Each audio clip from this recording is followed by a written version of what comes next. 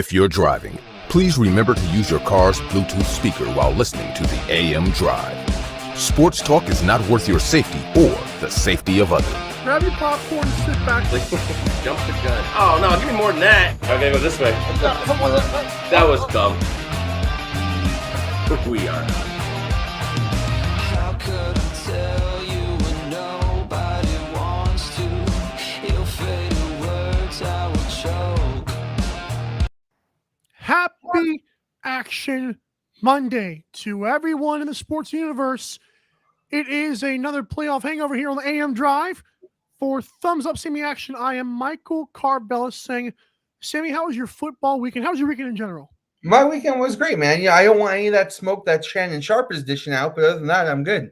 I ain't gonna lie, I was watching that too a little bit, and he was gloating, which I'm sure a lot of Cowboys haters were. And really, to be fair, America did win by Bills fans and Cowboys fans both having to go this morning. It's true. As a matter of fact, one of the funniest things I saw this week was when Stephen A. Smith just got on camera and just started laughing. Redemption for the Cowboys. I'm not a Stephen A. Smith fan, but that was pretty funny. Yeah, I feel like that shtick has worked for a few years now, and it's definitely good. I feel like these fans of these Bills and Cowboys are so stuck in like God knows, was it 90s at this point? Bills are stuck in wherever that years that where they lost 4 in a row. It's sad, but it's also like kind of refreshing at the same time because like you see how much like even Vegas plays a part in that. Like Bills were what 6-point favorites prior to that game. Yeah. Oh, we've been told all year the Bills were the best team. And I constantly brought this up, and you've been in my group chat, right? I constantly brought up the fact they don't have any skill position players. They have Stephon Diggs and a bunch of trash cans. I mean, they're just not a good second group. And then, we've been told their defense is so great. Meanwhile, they couldn't get any pressure on Burrow with 3 offensive linemen out. Yep. The narrative around the Bills all year was they're the best team in the league, and they did not play like it. Stephon Diggs was shut down too many times to me. Like there was multiple games where I felt like he just kind of disappeared. And like we've seen great receivers like Jamar Chase and Justin Jefferson both had big games and big moments. Stephon Diggs seemed to disappear in some big games. I don't know what it was. I mean, look at CeeDee Lamb yesterday. I mean, he had a horrible matchup. Dak was terrible, and he found a way to get 10 catches in the game. They just kept feeding him the ball, and he put him on his shoulders. They didn't win, but he certainly it wasn't because he didn't play well. Amen. You see the picture of Stephon Diggs standing there from 3 years ago? It's like he's been waiting right there for 3 years. Gonna have the crowd, yeah. Oh man. Let's get into this one first. The Chiefs beat the Jaguars. Oh, by the way, go to MikeandAaronDrive.com. Great website with our shop, sponsors, socials, and YouTube. Thank you for 43 subscribers. Like that's pretty awesome. I know it's not a lot, but 43 subscribers, it feels like we're getting somewhere. So it's nice. All right, so Chiefs did beat the Jaguars 27-20. This game was going to get ugly until Patrick Mahomes. I'm just going to say he did too much because I'll be honest, there were some plays in the first half where I was like wondering how he didn't get hurt or how he didn't go down awkwardly. And I don't believe Arden Key really. I don't believe the whole dirty play stuff. I think that's for Andre Sisco in the safety area. But to me, Mahomes' injury made this one a lot more respectable than it was. And it's sad. What was your take on, first of all, the Jaguars season and the Chiefs winning this game? I mean, the Jaguars have to end this season feeling super happy with themselves, right? Yes. Not only did they make this massive comeback to make the playoffs, to win their division, but, I mean, next year they get Calvin Ridley. And people forget they made that trade. He comes back. That team is just going to be loaded with weapons in a division that isn't very strong. And so, Amen. The tide has quickly turned in that division from it being Tennessee and Derrick Henry to now Trevor Lawrence and who, right? Right. But with that said, I mean, they were clearly overmatched here. I mean, they played well. They played hard. They deserve to be proud. But I never felt like for a moment the Chiefs were going to lose this game. This was agreed. Yeah, this was the top of the mountain versus a team that's just getting to the mountain. I love that you said that too because I feel like even when Chad Henne came in for a couple of drives, it was like you didn't feel like there was any pressure. Yeah, because Mahomes had already done his damage. But yeah, go ahead.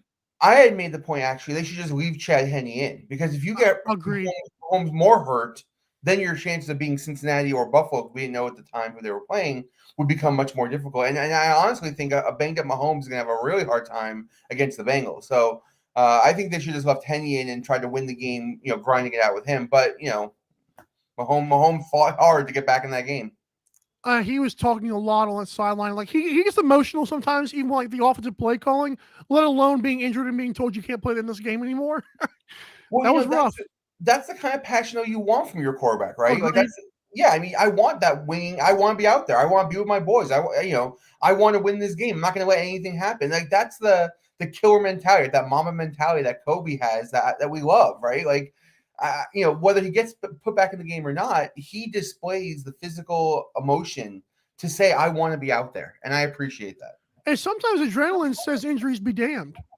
Yeah. And you might not get injured because somehow, he knows what he had to do. He knows he couldn't put a lot of weight or couldn't do a lot of stupid stuff.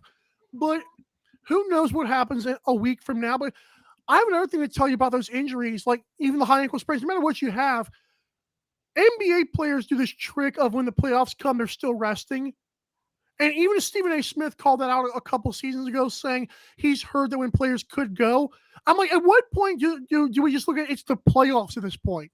Well, I understand that Mahomes could risk an ACL. That's fine. We have a whole offseason to get to. You pay this guy a bunch of money. The reason he gets paid is because he's an athlete. And usually world-class athletes can put up with injuries other than normal people. Like people in the comments like, oh, he's a high ankle sprain because it's going to take this long. No, it's not. They're world-class athletes with a bunch of drugs in the magical blue tent. They should be fine. If he's not, we don't know if he tears ACL. What if he doesn't and they win?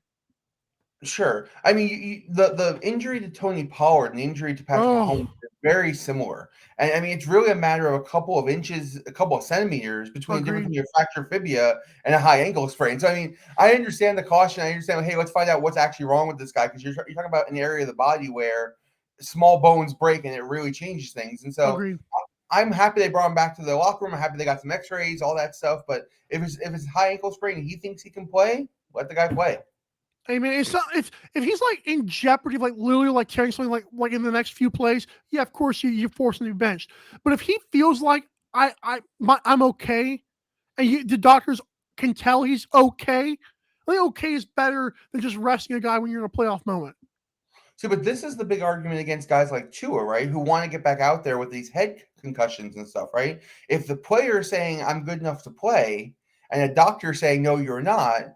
Who should the coaches be listening to, right? If Mahomes is saying he's good to play and doctor's saying, look, you're going to do some major damage to yourself, who should get that final decision? The NFL is going towards now the doctor gets that final decision, but I don't know if that's necessarily the right thing either. Agree. And to be fair, I think that brain injuries are a little bit more, especially with the lawsuits that have been happening. I think those are a little bit more, sensitive. But I feel like if a player tells you I don't care if my knee's hurting in 30 years, I'm okay with him saying I don't care if I commit suicide. Because to be fair, CTE guys have a problem with the brain issues a lot. So I have a lot more comfortable feeling saying he's okay with being in a wheelchair versus he's okay being dead, because that's a whole different story. Sure. And I don't think any of these players are considering the long-term ramifications of playing. That's a problem too, yeah. Yeah, I mean, obviously they want to, they spent their whole life trying to build this dream of playing in a Super Bowl and, being an NFL player. And now you're telling them, well, your ankle at that moment you can't play. Yeah, I got you. Yeah. I don't think they're looking at the long term, at least not in the moment. Maybe down the road. Speaking of Tua, I wonder if Tua would have put up a better fight against this Bengals team. Good God Almighty. Bills and Bengals. I just want to first of all get to this. Joe Burrow's quote at the end of this game, I love that he was so focused. He reminded me of Kirby Smart after they barely beat Ohio State. And he was like, oh, no, we were terrible. I love that Joe Burrow said, oh, go ahead and refund those tickets, talking about the neutral site game, obviously. Bengals were clearly, I don't want to use the word just better because I mean that was obvious. The Bengals clearly felt more of a chip on their shoulders. Forget the logistics part of it. They feel like they could have won the first time these two teams played up 7-3. This defense has been great. And going from week one of the season when the team was horrible against the Steelers to now, wonderful how much they've changed and how much better they've gotten. And this was an all-time amazing performance. And once again, Josh Allen wasn't consistent enough, and you called it out. And I have a few years now, but you were first to this wagon, pal. Yeah, look, we were told all season the Bills were going to be the best team. We were fed this narrative over and over and over again. But when you look at their core players, it's just not great. Right? I mean, you have Stephon Diggs, and then you have a bunch of who, right? Their running lead is suspect. Their tight end is okay. Their second wide receiver wouldn't play on most other teams. Like, their defense was supposed to be all world, yet they couldn't get pressure, at Joe Burrow with 3 offensive linemen out. And this whole DeMar Hamlin thing, like, while the human story is fantastic, and I wish that guy nothing but luck in the future, peddling him out there to inspire the team did nothing for them. They didn't play better because he was out there, because he called the locker room, or like they played worse. As a matter of fact, like, they were tied or behind every halftime since it happened. So, right. Hats off to Joe Burrow. Hats off to the Bengals. Zach Taylor had some really fun quotes regarding the ticket sales as well. He made a little bit of a joke about it. But man, the Bengals are the defending AFC champion, and they were a 6-point dog against a team that has never made it to the AFC champion in their current iteration. It was just ridiculous. No respect. I completely agree. And as for the Bengals, I just want to, I'm going to take my hats off to this one because I feel like it's necessary here. I'm going to put it back on now, obviously. But I'm just going to say, last year I called their run a fluke. And to be fair, it might have been.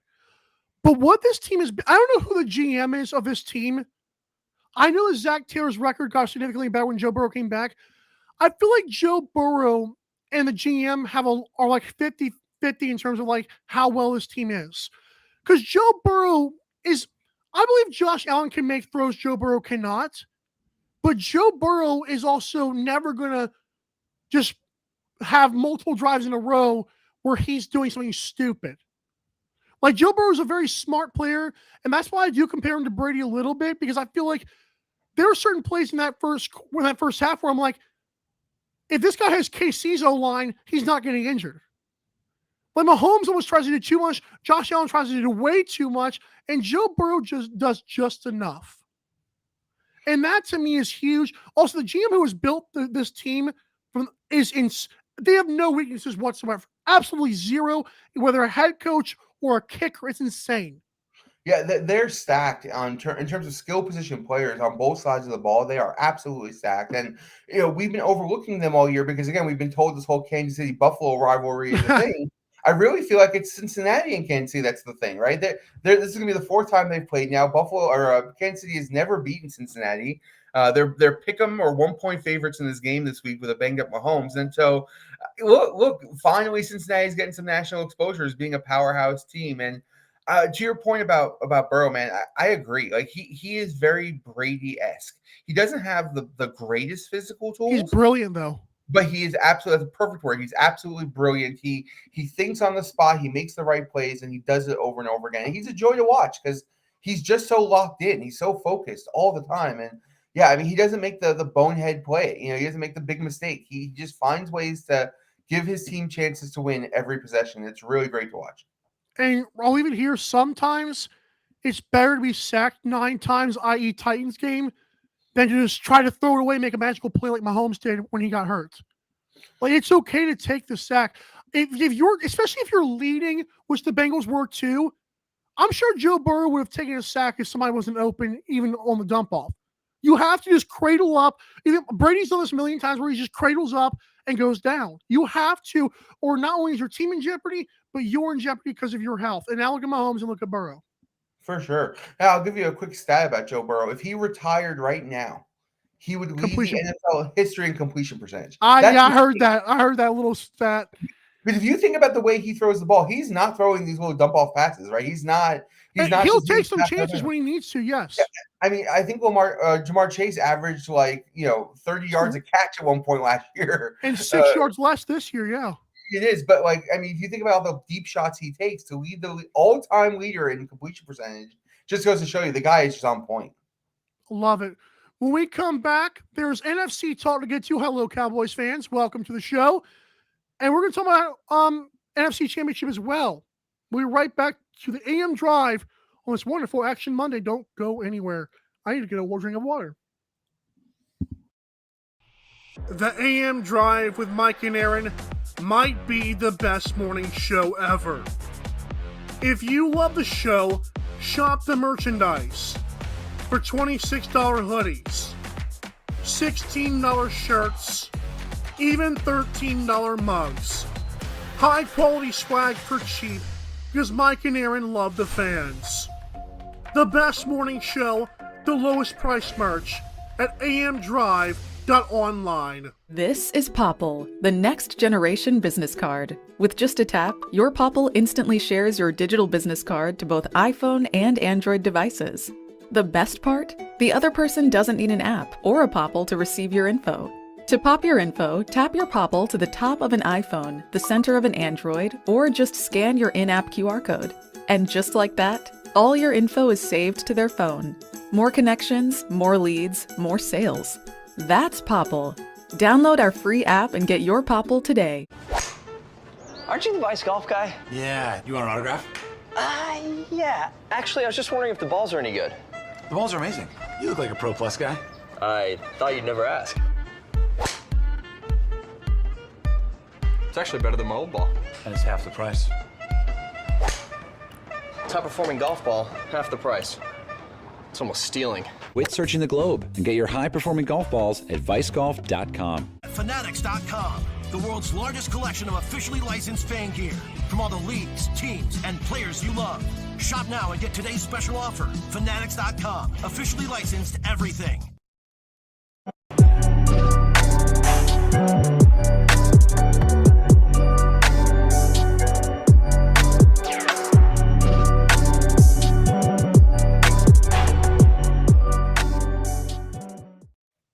To shop the best in playoff merchandise, team gear from every league, team, and player, you've got to go to MikeandAaronDrive.com and do what, where, and who? That's right. Yeah. Click the F according to Sammy Action. That is right. When you click the F, the entire Fanatics experience is at your disposal.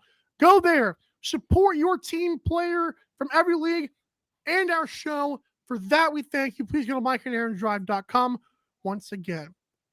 Eagles defeated the Giants to get rid of the whole NFC East narrative. At least this is part one of that yesterday. Saturday this was. Eagles won 38-7. When it was 28-7, I said, oh, okay, the game's over. Eagles said, now we're going to keep on rubbing it in. Jalen Hurts was sensational. The injury did not affect him at all, which is great. The Eagles won what I like to call the playoff trenches. It's what the Bengals did.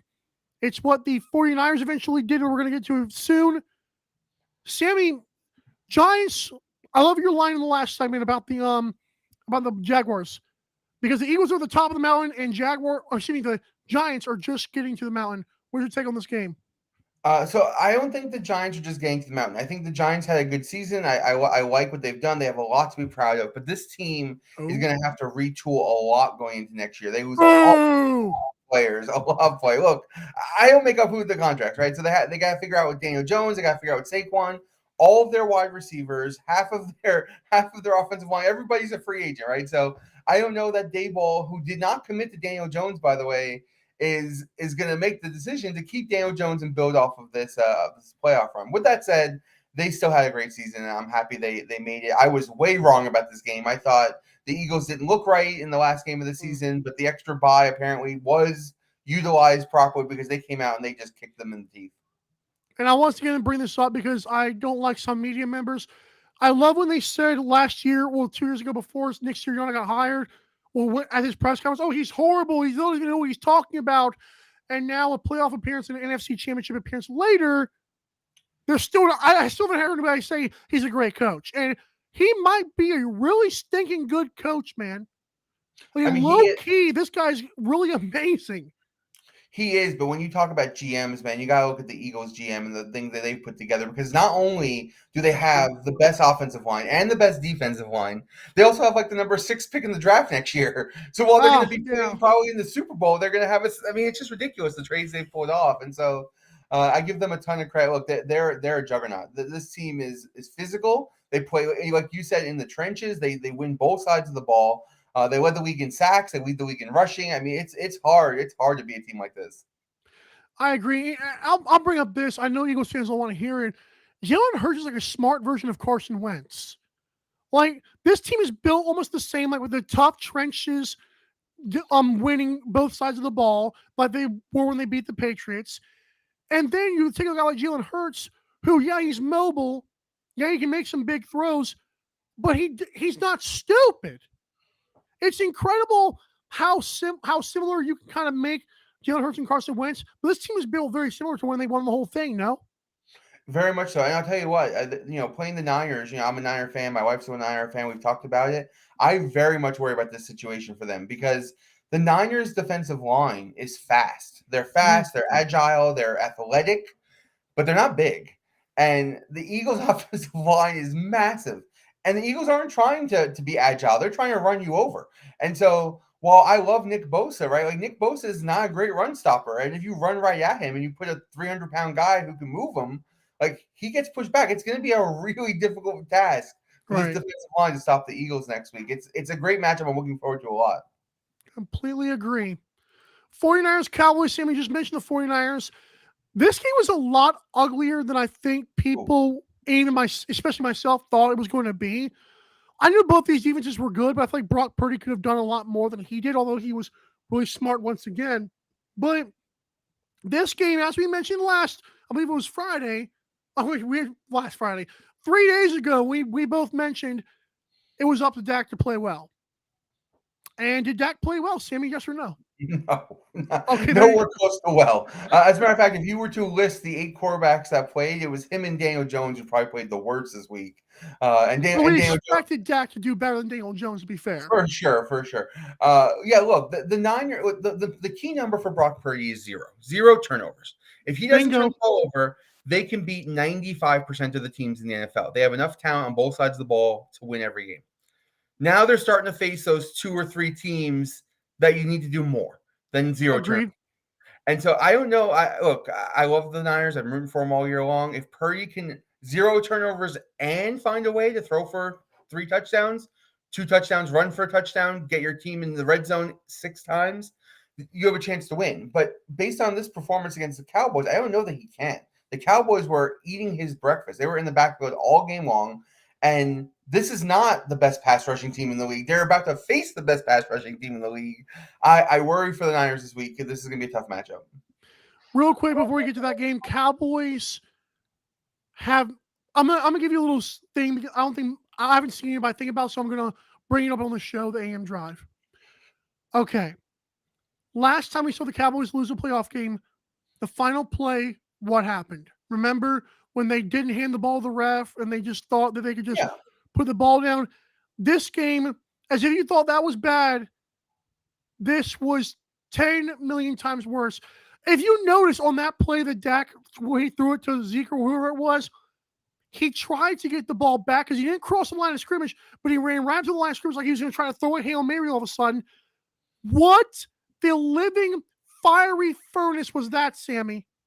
It looked like it was supposed to be a lateral before the 49ers player tackled him. I mean, let's be fair. Regardless of what play they ran, they weren't scoring. It's 75 yards. Still. They need a Hail Mary. They need some gimmick. They need some weird thing to break right. So they line up in a crazy formation where they can get their offensive lineman out in space and hope they can get a wall built. It was a farce, right? It was never going to happen. The previous year where Dak ran, the quarterback draw with 14 seconds was just bad coaching, bad decision making, right? This was a play that they were like, well, we've tried this play, let's give it a try here.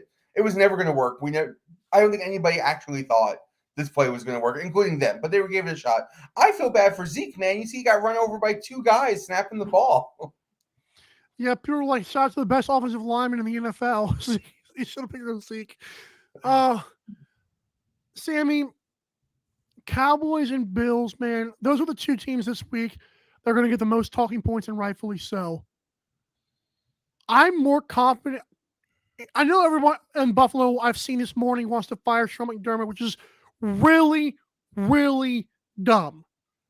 I feel like this team can still contend. I also feel like Von Miller would have given them a better shot, but they would have still been beat by the Bengals. As for the Cowboys, if Dan Quinn takes a coaching job, beware Dallas. Because it's up. If Zeke does not have the burst, because before the show we talked about how Zeke, if Pollard had been on a few plays, he might have been able to make a few more plays. Zeke's burst is almost gone. Dak is pedestrian more times than not. Dan Quinn takes a coaching job. I don't know what's going to happen to the Cowboys. So it's funny. It's funny you say that because both teams have a lot of positives going into the next season. Both have a Right. lot of negatives. For the Bills, they need to find a way to get more playmakers around Josh Allen. And wide receivers are not really easy to find in the league. So you have to draft and get lucky. When you draft at the bottom of the first round, it's hard to get one of those elite talents. Like Chris Olave is not available. Where the Bills typically draft, right? Those types of guys, right? And so it's hard to find elite talent, so they're gonna have to make a move. They're gonna have to trade a draft pick. They're gonna have to trade some players, or find somebody who overvalues somebody to get some offensive talent around Josh Allen. They just can't do it with Stephon Diggs and Josh Allen alone. They've tried it, and it's just they fall a little short. And now they're falling even shorter.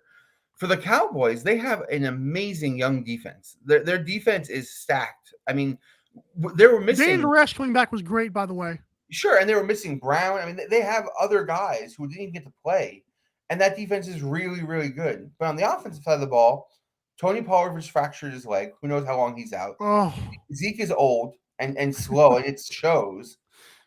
Outside of CeeDee Lamb, they don't have a lot of offensive talent either. And Dak is not a great quarterback, so you have to retool a lot more on the offensive side if you're Dallas. And on Buffalo, you have to retool a little bit on the offensive side, but a lot more on the defensive side, especially if they don't keep Von Miller and Tre'Davious White doesn't come back to being a shutdown corner, which he hasn't been this year. So they have a few issues on both sides of the ball, but these are going to be playoff teams again next year, regardless of who's coaching. I don't know that either of them are making the moves, though, to get themselves over the hump. agreed. You mentioned you were kind of scared. And I'm going to let you talk about this game, and then I have an early Super Bowl prediction before I make my pick on Friday, but go ahead. Well, my Super Bowl prediction, you guys asked me when the beginning of the playoffs, was Eagles versus Kansas City. So, I mean, I went sort of the favorite route here. Obviously, I wish I can kind of almost change that pick now because I saw Mahomes get so banged up and Cincinnati look so strong, but I'll stick with my original pick. To me, the Eagles were the best team in the NFC all year. It was never really in doubt, and I just don't know that you can put a guy in there, regardless of how well he's played, and expect him to win you games when he's never won games in the NFL before. So while I hope the Niners play well and I hope they win, and my wife will be happy if they do, which means I'll be happy if they do, I actually, truth be told, bet the Eagles to win the Super Bowl at the beginning of the playoffs. I got 5-1 odds on them. They were the fourth choice or whatever, and so Which is dumb.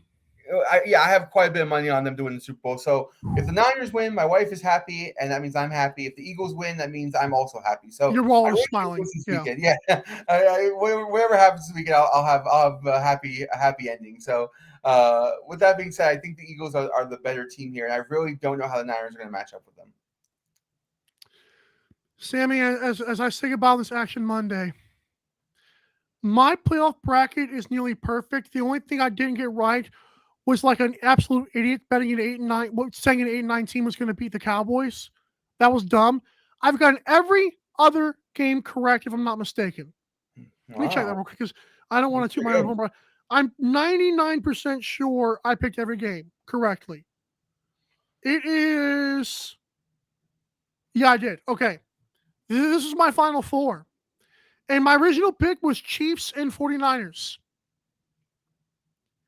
If you put a gun to my head right now and say, Michael, either your prize on the line, I would say Eagles and Bengals right now. I know I picked the Chiefs to win it over the 49ers. I don't see that happening now. I hear you. Look, I picked Kansas City in truth because I thought they were going to be playing Buffalo. And I thought they would just slaughter Buffalo. I thought Buffalo would get by Cincinnati when I made the original pick. If I realized Cincinnati was going to be playing this well, I would have picked Cincinnati. Cincinnati is the best team. The problem is I've seen quarterbacks who are superior in a matchup, but they get beat by the better team. And to me, the Bengals are the better team. And the difference in quarterback here in a single game isn't as big as people make it out to be. That's fair. And Mahomes is banged up. So icing on the cake. Yeah. So to me, the Chiefs have not beaten this team, right? They're 0-3 against the Bengals since these two quarterbacks have faced off, and it makes sense why. The Bengals are a very talented club, and whichever team makes it out at the AFC will be a good representative. They've both been excellent teams all year, and whichever team makes it out of the NFC, these are the four best teams. This is easily the four best teams we've had all season long, and it's been never really in jeopardy, right? The Bills were supposed to be there, but they haven't played that way. Not for weeks. And we don't have to suffer with the Cowboys playing the Bills in the Super Bowl. Ugh. I mean, Gross. nobody really thought that was going to happen, right? You'd be surprised. Well, that's it for us, Sammy. Have a great day. Are you going to come back Friday or no? I should be able to, yeah. Hopefully Aaron can do it this week too. Because we got some championship games to officially pick and break down. Wow, what a fun season it's been. It's almost over, though. For Sammy Action, I am Michael Carlos. Go to MikeandAaronDrive.com. Have a good one!